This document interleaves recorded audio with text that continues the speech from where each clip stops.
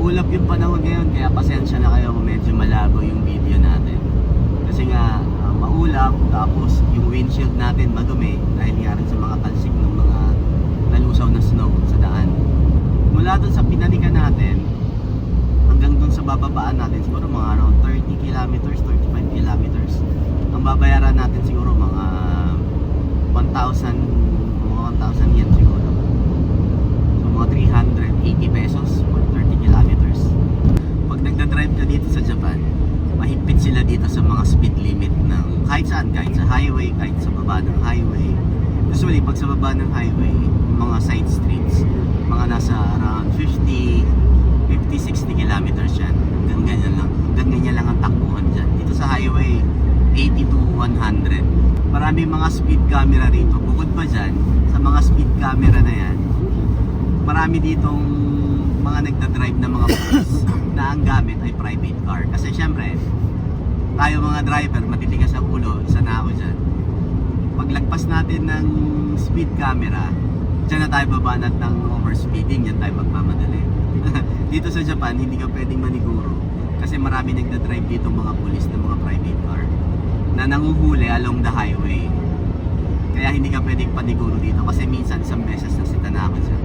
Kaya alam ko na nadala na ako. Katulad niyan, speed camera yan, nasa taas. Exit na tayo ngayon. Siguro itinakbo natin mga around 30 kilometers. Tingnan natin kung magkano yung babayaran. Kasi dito iba-iba. Pagka KG Dosha, katulad nito na yellow plate, mas mura. Pagka ganyan mga van, mga nasa ano yan, halos mas mahal ng at least 30%. Kung ito halimbawa mga 1,000 yen, 1,000, 1,000 yen, yan siguro mga nasa 1,600, 700 yen.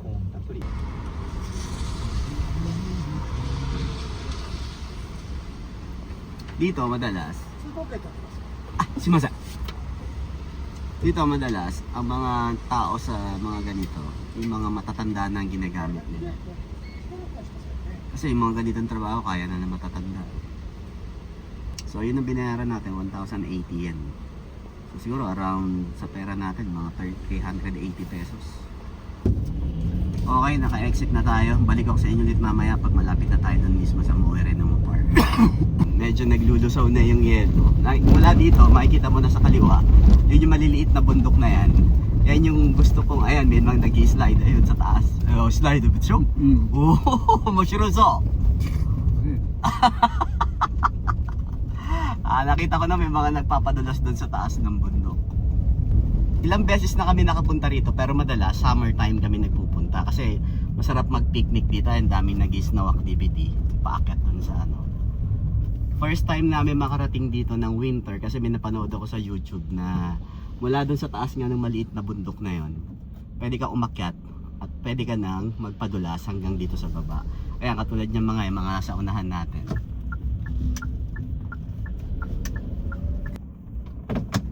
So excited na ako magpadulas sa ganung kataas na okay. So kailangan natin magpunta doon sa office, pinaka main building na yan, yung may glass pyramid yun sa taas. Sakay para maka-arkila lang sa tatang. Wala nyo kailang taon na yan, nagtatatakbo pa na ganyan. 84 na yan. Ito tayo para maka-rental tayo nung sled. Excited na ako makita sa bundok na yan. Yun, sa taas. So pagka mag-rental ka pala, magpipill up ka ng pink paper dito sa loob nung nasaan yung glass pyramid. Tapos nandun yung mga rental, meron din silang ski, yung sled, saka yung mga ski stick, meron sila. Nani kayo? Ito, Jusho da. Pangalan at address. Andito tayo ngayon sa loob ng glass pyramid. Mamaya pagtapos nating ikutin dun sa labas, magbibideo tayo dito. Kasi nga first time ko dito ngayong winter. So tingnan natin kung mas maganda yung mga makukuha nating video kaysa pag summer. Tara, balikan na natin si Tatang. Renta ng sled ay 500 yen. Sarili kang... Ah. May mga staff naman dito na mag-a-assist sa'yo. マイナンバーカードか。最高持ってないんですよ。あるあるよ。ライセンスは車の中。車の中にじゃあ私みたいな。はい。So, hinahanapan ako ng ID na iwanan ko yung wallet ko rin sa loob ng kotse. So, ito yun. May mga English naman na nakasulat. So, ngayon, wala ka ng problema talaga pag namasyal ka dito sa Japan. Kasi nga, halos lahat may mga English translation na. はい、気をつけていってらっしゃい。 Ay, arigatou gozaimasu. Yosh. Wala. Yan yung mga nag-ski. Doon naman sa area na yun. Doon tayo sa sled area. Papunta. Ang daming tao. Ayun, sa taas. Ayun, sa taas ng bundok. Aakyat tayo doon sa pinakatuktok. Doon tayo magpapadulas. Yeah! Lumalabas na naman yung pagka-isip bata ako. Yan dito. Tulad yan. May mga nagpi-prenup. Kasi nga, yung pyramid na yan, yung glass pyramid na yan, napakaganda sa litrato niyan. Kaya madalas, yung mga yan, katulad niyan, naka-gown pa. Challenge dito ay yung pag-akyat doon sa taas ng bundok. Yung pagpapadulas, madali yan eh. Kasi, dire-diretso lang yan, sasakay ka lang dito sa sled eh. Pero yung pag-akyat, di ko alam kung saan yung pinakamabilis na route o yung hindi masyadong madulas na ruta paakyat doon sa taas. Pero sa halagang 500 yen, may experience mo yung ganitong snow activity. Yan yata yung mga grupo ng Pilipino, yan, naka-green na umaakyat na yan. Nakita ko kanina. Okay, let's go. Let's take the challenge. Let's go, baby. James. Kaya ng bata. Ayun na ito. Ayun na. Sama ng tatay niya. Yung mga ganitong snow activity dito sa Sapporo area o kahit saan sa Hokkaido, madalas hanggang end of March na. After nyan, lahat to sinasara na para naman mag-ready sa spring. Talagang ang challenge yung pag-akyat, hindi yung pagbaba, tapos ang lakas ng hangin. Okay, hindi na lang, last 50 meters doon na tayo sa taas. Ayun o, tok-tok, last 50 meters na lang, doon na tayo. Yung mga bata, tignan ko matamaan. Lapit ako sa taas. Lapit ako sa hangin.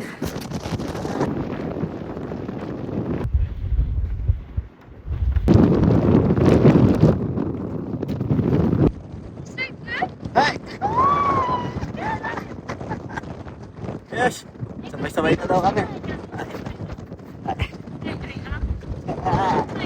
Hello! Jesse. Jesse. はい。ああ、ジェシーです。はい。よいしょ。せーの。せーの。ごめんなさい。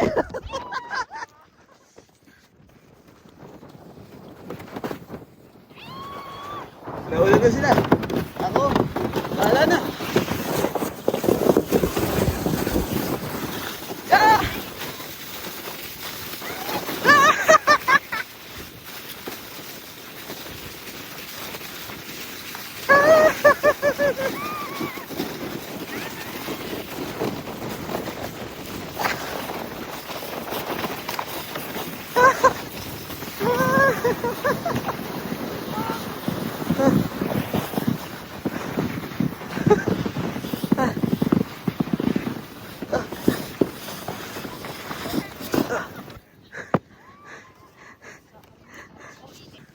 Puno-puno na yun yung mukha ko. Ang saya.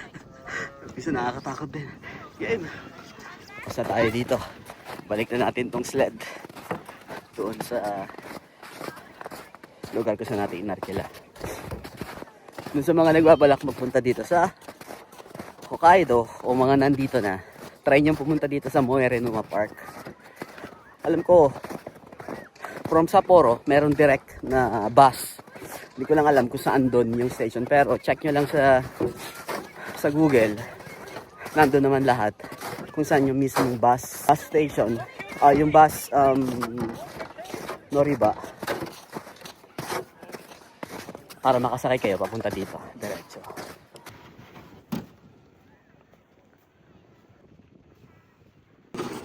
Balik na tayo dito sa lugar kasi natin inarkila itong ating sled.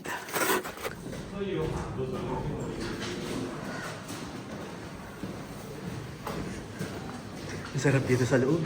Tingnan mo kahit gano'ng kalamig. Talagang yung mga hapon kahit gano'ng kalamig. Kumakain pa rin sila ng soft cream. Mga soft serve ice cream. Doon sa loob. Yun.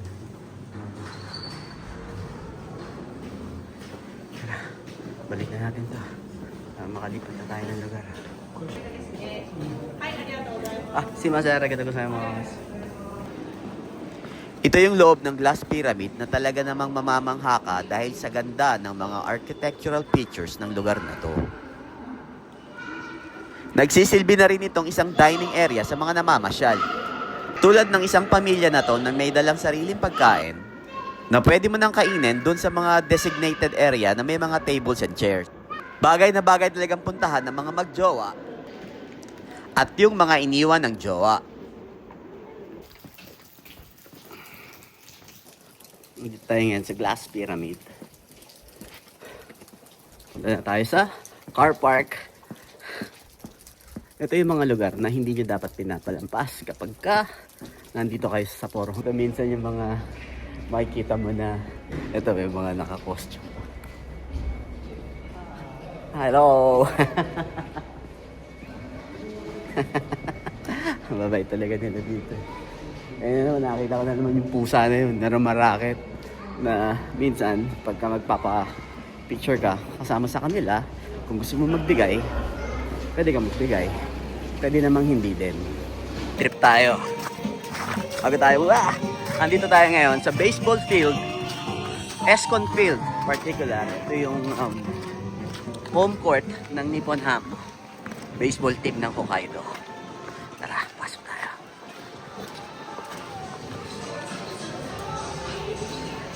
Grabe. Ano naman tong stadium na to?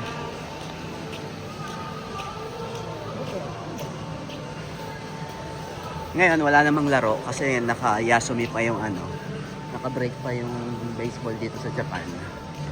So ino-open lang nila to para sa mga kasi may mga restaurant dito sa loob eh.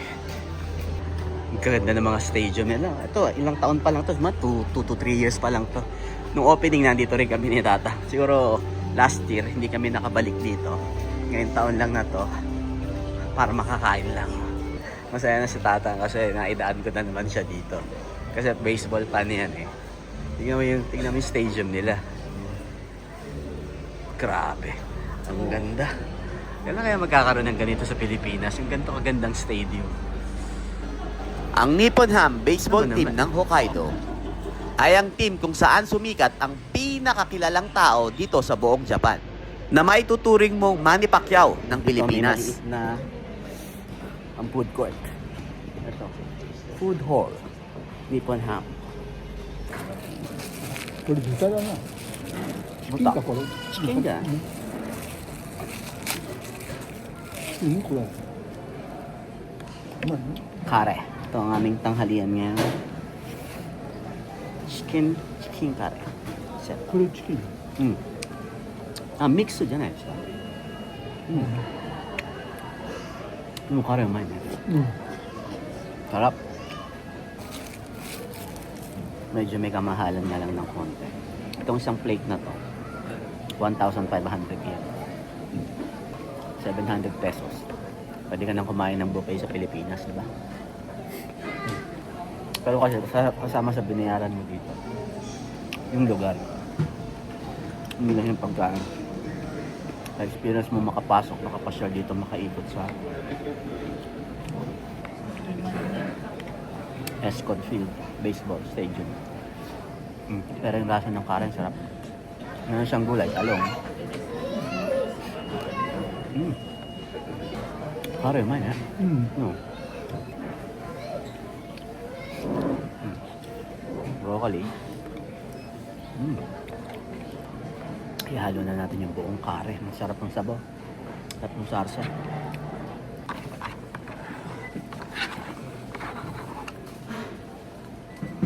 Sinimot ko pa yung sarsa. Ang sarap ah. Maraming ka na. Tapos lahat. Tapos na naman. Nakakain na kami.